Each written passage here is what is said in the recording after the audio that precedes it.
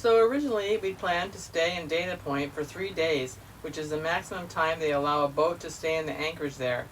But as you saw in our last video, there was a problematic motor yacht that kept dragging around the anchorage and several others that were having anchoring issues as well. So, not feeling too comfortable, we decided to leave in the morning even though it was pretty foggy. Only after we had our anchor up and were heading down the fairway did we turn around and notice that the large yacht that had been dragging was right behind us. He decided to leave as well. Only small powerboat came out of the mist, going pretty fast. No navigation lights. But he's gonna catch a big one. We'll just hope he would see us. Being the weekend, there's quite a few boaters out and about. Some show up on the radar and a few of the small ones don't, so we have to keep a close lookout. Oh, look what's coming. It looks like the motor yacht that almost hit us in the anchorage yesterday. Actually, I checked the AIS to confirm that it was him, and it was. We tried to call him up to let him know we were out here as he was traveling quite fast, but he didn't answer. We surely hope he knows more about navigating in the fog than he knew about anchoring. If he should hit a small fishing boat, it wouldn't be a very pretty sight. A lot of boaters are very scared to go out in the fog, but it's not that difficult if you know how to use your navigational instruments and pay close attention. We find it's helpful to get comfortable in the fog so you won't end up panicking and making mistakes when you encounter it, which inevitably you will if you spend any time cruising. Spotted this guy on our radar, little fishing boat. And he's got a bunch of dolphins jumping next to him. He must have some good fishing over there. Oh, they're coming this way. He's coming this way, and the fish are coming this way. And do we have our line out? No, we do not. Oh, nice. The beeping from the radar can be a bit annoying when there are boats nearby, but it's pretty helpful too. Good fishing out here. Hey, towards us. Up.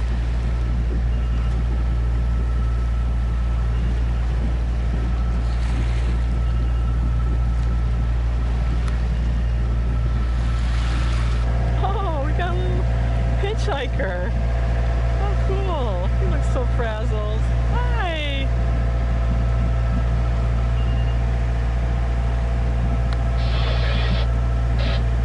Emerald steel, like a little island to this bird. We recognize the closest thing to the tree. I know. In the middle of the ocean. He feels right at home. In case you haven't noticed, Jules and I are nature lovers. I suppose a lot of boaters are.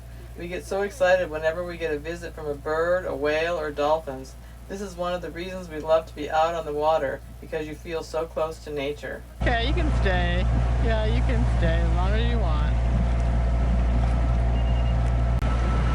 Susan's watching our new friend. Not breakfast? Okay. Hey guys, so in case you haven't noticed, what Jules wants, Jules usually gets. Actually, making crepes for me is not that big of a deal because some of you may know this and some of you may not, but my family used to own a restaurant when I was just a wee lass of 14, and I pretty much did most of the cooking along with my mother and my brother, and I probably made thousands and thousands of crepes, so making a few for Jules and me for breakfast is really no big deal, and they're super easy to make too. So you just take a little bit of flour. You guys know I don't really usually measure, and a little flour, sugar, a little handful. Very easy. The good thing about them is that they're super versatile, and if you want to make it look like you're making something fancy for dessert, even though you're not, you just whip up a few crepes with some fresh fruit or some ice cream or whatever's handy, and it looks impressive. 1 egg, garbage over there, and a little bit of oil. Touch oil, some milk.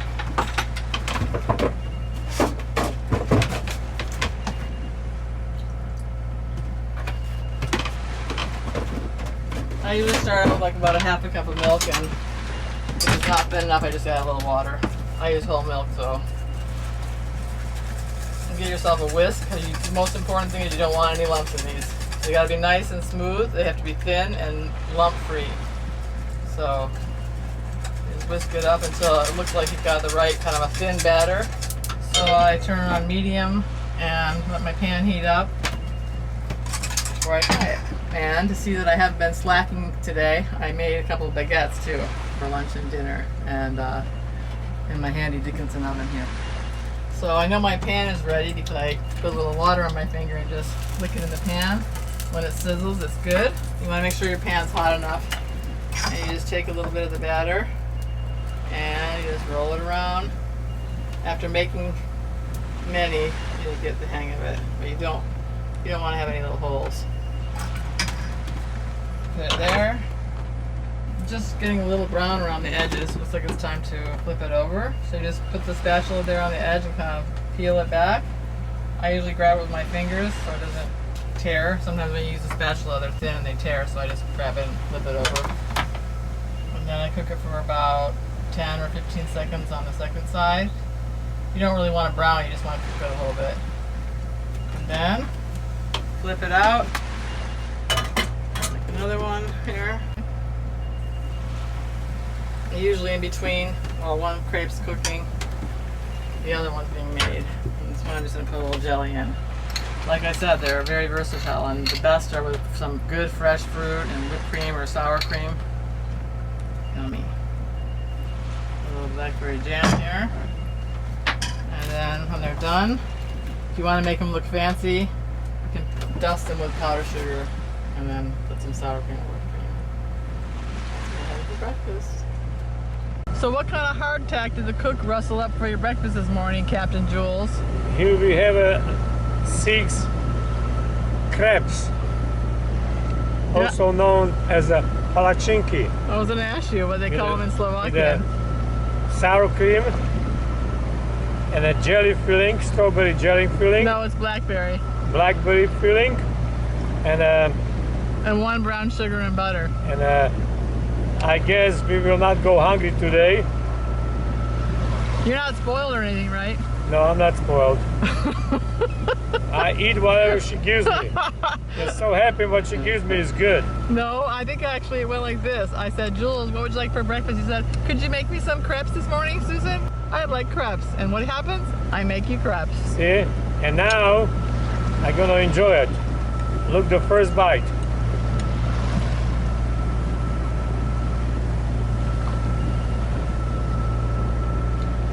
I can report it's very delicious. Enjoy it. It's happening the first.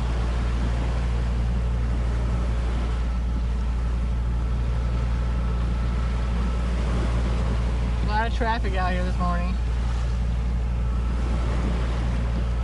This is my lookout post when we're powering. Right, Jules? Okay. There are so many times when I'm on watch that I start thinking just how lucky I've been to live such an incredible life. I truly have loved living aboard and cruising for such a long time. It feels like it's in my DNA to live in a small space, be safely with resources, and commune with nature, and I consider myself to be extra blessed to have found someone that enjoys it just as much as I do. Okay, now I'm getting all sentimental here. For a while there was a blip on our radar and we thought it was a small fishing boat, but it turned out to be a military target of some sort as we were just off Camp Pendleton. It's also a good reason to monitor Channel 16 because the military does occasionally have target practice and you wouldn't want to get caught out in the middle of it.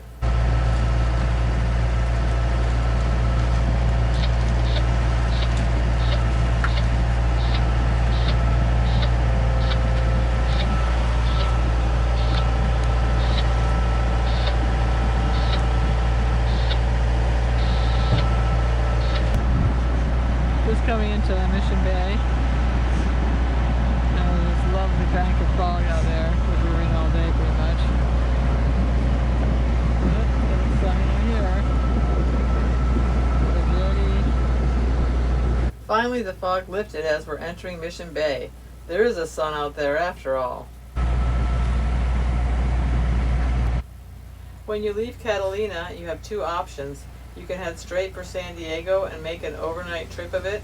It takes about 17 hours. Or do a daytime trip and spend the night in Dana Point and Mission Bay. Many times there's no wind because it's Southern California and the wind isn't too consistent here. But you can still have a good time on the water even if you end up having to motor. That's Dog Beach. Everybody brings their doggies there.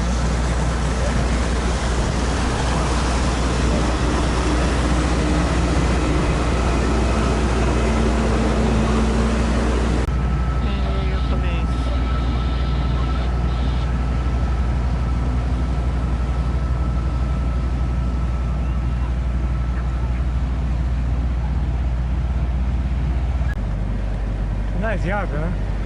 Alright.